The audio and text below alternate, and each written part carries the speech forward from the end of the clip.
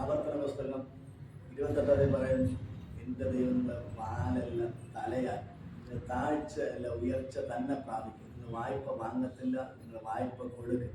നിങ്ങളുടെ ഭവനത്തിൽ നിങ്ങൾ അനുഗ്രഹിക്കപ്പെടും, നിങ്ങളുടെ ദേശത്തിൽ നിങ്ങൾ അനുഗ്രഹിക്കപ്പെടും, നിങ്ങളുടെ പട്ടണത്തിൽ നിങ്ങൾ അനുഗ്രഹിക്കപ്പെടും. നിങ്ങളുടെ ഭൂമിയിലുള്ള സർവ്വ ജാതിയിൽ വെച്ച് എൻ്റെ ദൈവം നിങ്ങൾ ഉന്നതരാക്കി തീർക്കുമെന്നാണ് ദൈവത്തിൻ്റെ വചനം.